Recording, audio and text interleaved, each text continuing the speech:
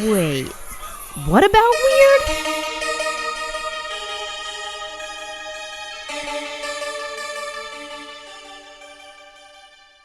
Hi, I'm Elena. And I'm Echo. And this is What About Weird, a podcast dissecting all things weird from cryptids and aliens to strange science and unhinged history. What do you know about goblins? Crotch goblins. Not much. Green I always crotch goblins. my God, I immediately start answering when you say, what do you know about goblins? And I'm like, nothing. And then you go crotch goblins. And I'm like, wait, this again. We're not talking about goblins. Goblins. I know nothing. Goblins. I know nothing. I know Nobody nothing about knows green what the crotch goblins are. The goblins bit has been lost to time, and it's so sad. But you said you know about crotch goblins? I said I don't know much about green crotch goblins specifically. And for those who aren't familiar, a crotch goblin is a child, in case you're not on the internet as much as Elena and I. And because nobody knows, we have a running joke since our Hopkinsville Goblins episode about what do you know about goblins, because the first time I said that, we died laughing for an hour. We had to stop recording. It wasn't even the sentence, what do you know about goblins, that really got me. It was the fact that you didn't do our intro at all. You bypassed the entire fucking intro and just said, what do you know about goblins? And I was like, excuse me? I forgot about that. I just remember laughing about what do you know about goblins so hard that I couldn't breathe and I got high from lack of air. And that's why we have blooper reels now. Which, speaking of, when is our next one going to come out? Because I know we have 10 minutes. We do have a lot. I usually wait until the end of the year, but fuck, it's going to be a full 30 minutes of bloopers. We should probably go ahead and release it soon. Just because it's getting up there. It'll maybe become a Patreon thing at some point. I don't know. We'll see. Yeah, that's a good idea. So, you don't know a lot about goblins, but you know about crotch goblins? Yes. But not green. I don't have a crotch goblin, but I took, some child development classes. I didn't, and I don't have kids. So you don't know about crotch goblins. But I know about green crotch goblins. Okay. Have you ever heard of the green children of Woolpit outside of me mentioning them to you? Do you know anything about them? Not really. Alrighty. I always love when you don't know what I'm telling you about because you're going in blind. This was something that was really hard to find information about because it happened so long ago. And also, I procrastinated and ran out of time like a genius. So, sorry if that's why this is short. Also, apologies for the last 2 months of audio because it sucked because we've had a lot of tech issues. Who knows if this is going to be any better? It's just we're trying something different every time we record. And the problem is that we record 3 episodes at once, so we have an entire month's worth of episodes done because we don't have a whole lot of time to sit down and record. 2 months worth. Yeah, and so if the audio quality is bad and we can't really get it to work, we still have to get our episodes done. And so sometimes the whole batch of episodes just doesn't sound great. And sometimes that sucks. Things change as we record. Like when we recorded with Cryptid Cocktail and my mic crapped out in the middle of it and I had to unplug it. Yeah. Knock on wood that things don't go wrong. But I just want to apologize for that. We're well aware that we've had issues, and I hope it isn't too bad for listening. We're trying to get it fixed, I swear. Part of it is tech issues. Part of it is internet issues. Part of it is the universe just spiting us. I think mainly that one. On to the green children. See, you said you don't know much about the green children of Woolpit. No. Okay, so let's start by just explaining what is Woolpit. Where is it? What is it? Woolpit, which is the shortened version of the Old English word Woolpit, meaning wolf pit, because they had a wolf pit. What? They had What the fuck is a wolf pit? What is that? It's just fucking wolf pits, man. So, a wolf pit is a hole that was dug in the ground. Woolpit, wolf pit? Woolpit, wolf pit. Woolpit, wolf pit. That's it. That's all you're getting. So I specifically looked up pictures of theirs, and theirs is like a stone-lined pit. And how it would work is they would put meat at the bottom of this pit, or they would cover it over with leaves and stuff and put meat in the center, like a classic pit trap you see in a movie. And they would use this to trap wolves. But they were so known for their wolf pit, and I guess really good at trapping wolves with their wolf pit, that they became named after their wolf pit. And it just became Woolpit. Huh. Okay. Wait, okay, so they caught the wolves in the wolf pit. So that was the point of the wolf pit, to catch wolves, to do what? Kill them the wolves? And eliminate them so it wouldn't be going after livestock or people. That's sad. Okay, cool. Yeah. Love that. But I will say, awesome. Woolpit is a sick-ass metal name. It sounds like a sick black metal name. Yeah, dude, that is true. So, Woolpit is a village in England in the county of Suffolk. Suffolk? I'm going to try. Don't ask me. I have no fucking idea. If we have any British listeners, I am so sorry if I mispronounce stuff. I am terrible at pronouncing stuff, and I'm a stupid little American working with a North Carolina public school education. Cut me some slack. But please, DM us and tell me how to correctly pronounce stuff, because I want to get it right. But in the county of Suffolk, midway between the towns of Bury St. Edmunds and Stowe Market, which, for reference for people that don't know England geography, is about halfway between Cambridge and the southeast coast of England.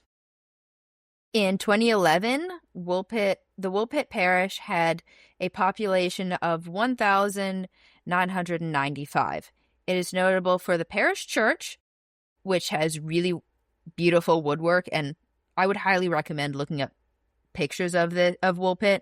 Just like with our Will Know episode, it is a gorgeous little town. And they're also known for the story that we're going to talk about today. Yeah.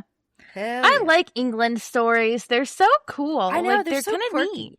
This is a fun one because there's not too much meat to the bones of the story, but there's a lot of fun stuff with the theories. Okay. So, sometime around 1150, in this small village, the small village would be put on the map and go down in English folklore when two young children were found near the edge of town in one of the wolf pits while the villagers were out doing harvest. I told you this happened a long time ago. 1150. Damn! Yeah. Holy shit! No wonder it's hard to find records. Yeah, no, it is so tricky to find stuff. You're going to be talking about something from the 1600s, maybe 1500s, 1150. Crazy. Two young children were found at the edge of town in one of the wolf pits while the villagers were out doing a harvest. The age of these two children has been debated for centuries, with them often just being described as little ones, little babes, or simply the children. So they stood out for a few reasons outside of just being strangers.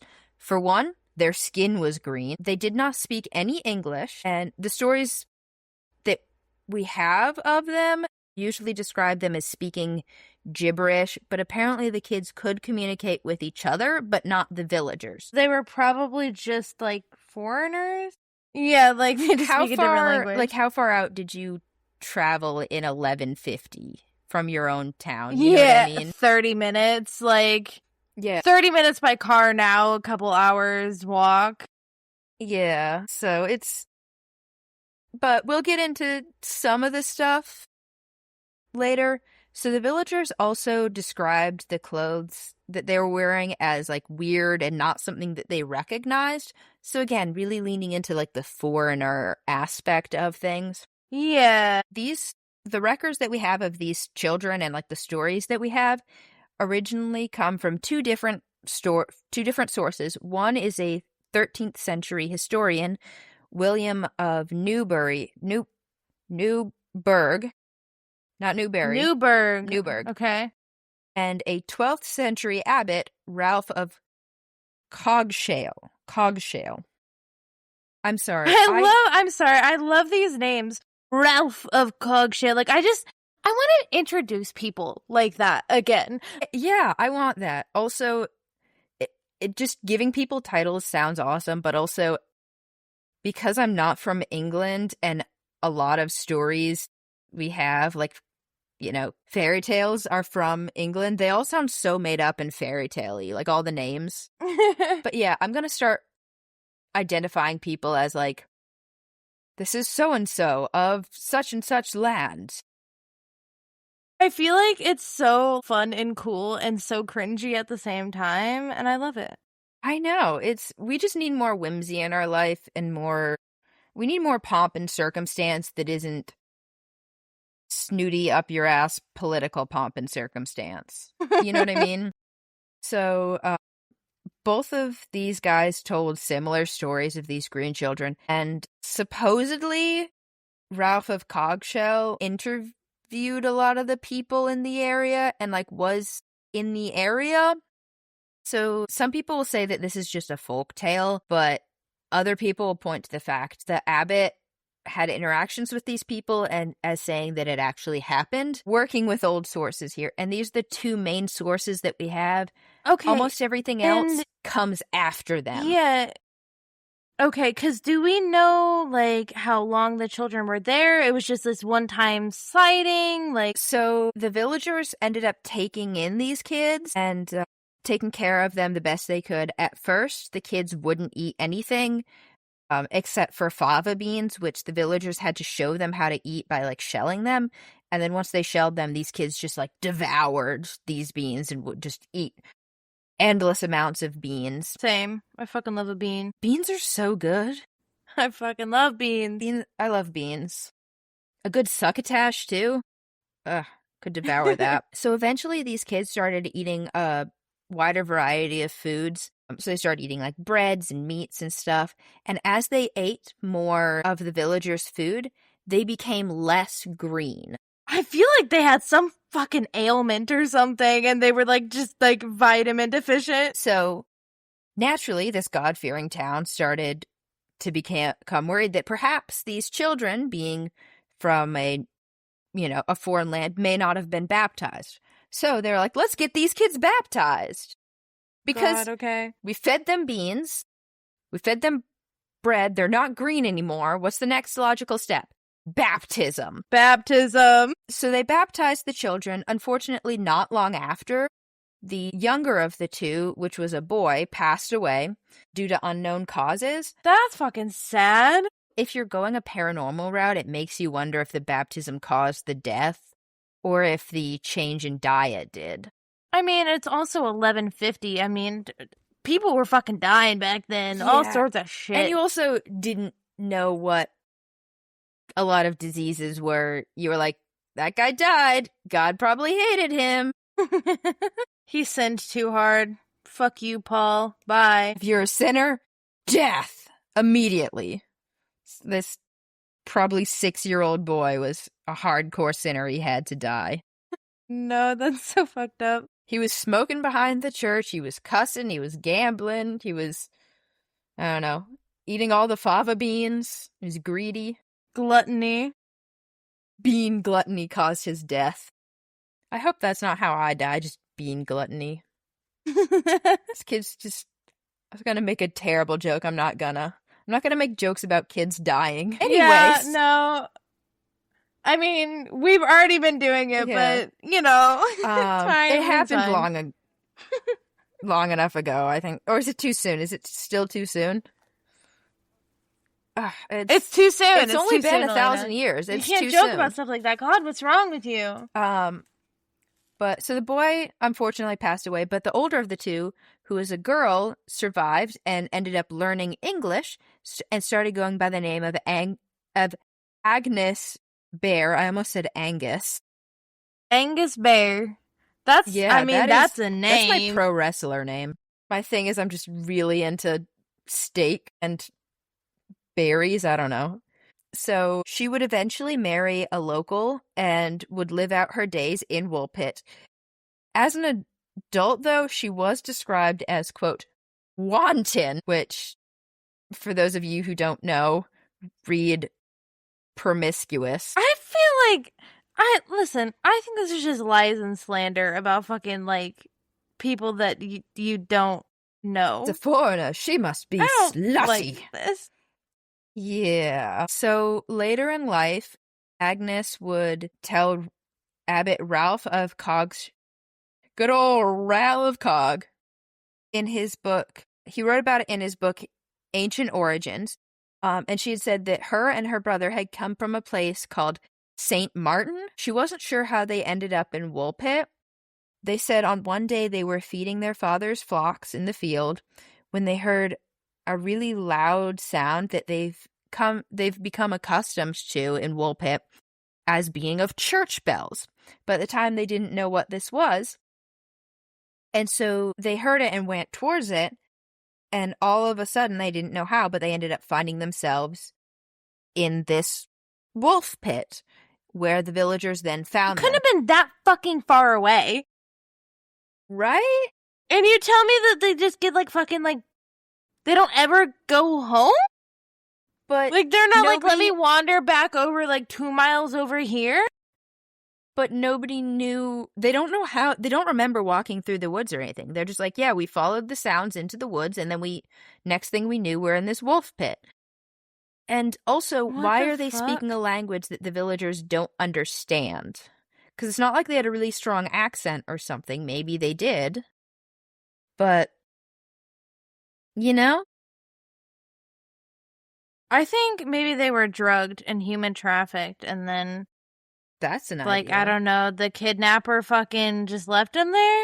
So, upon further questioning, she said that St. Martin was a land that knew God. They were Christian, they had churches, but other than that, it was very different from England. She said that the sun does not rise upon our countrymen.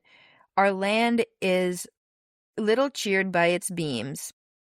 We are a continual twilight, which among you precedes the sunrise, or follows the sunset. So basically, she's like, where we come from, it's always twilight. It's always dusk. There's no sun where we are. But we're Christians, don't worry. God, that's the key part there. They have to be Christians. And they said that...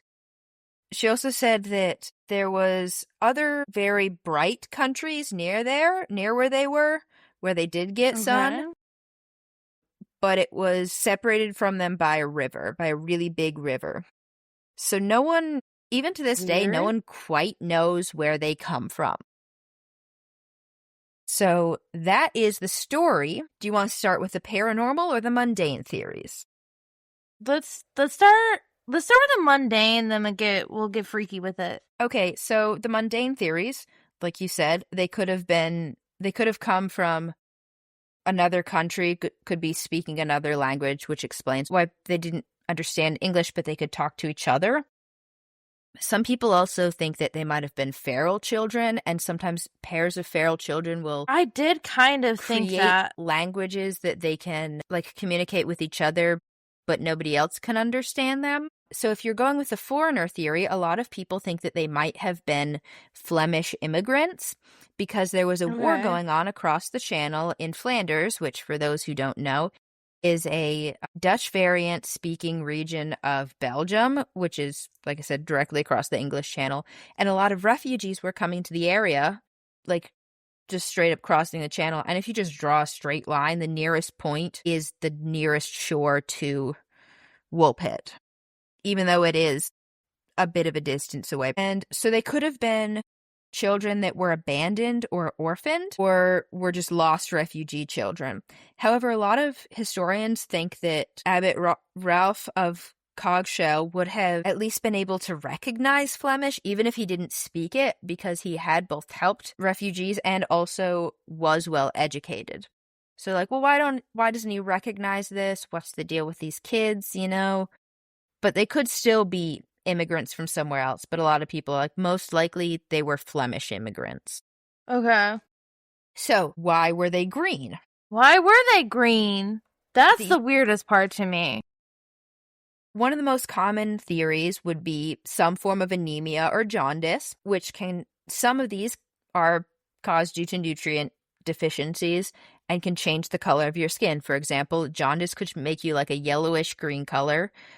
Thalassemia, I think I'm pronouncing that right, will cause like a grayish or like a bronzing effect. An iron deficiency or aplastic anemia can make you look pale. With your veins, can make your veins sort of like show bluer. So a lot of people think it was that, which is why when they started eating more varieties of food, they became less green. And maybe something over the years, as language has changed and as stories have changed, could have been a turn of phrase of like, you know, when someone looks sick, you say, man, you look green to the gills. That's what I was thinking. So another possibility points to chronic arsenic poisoning.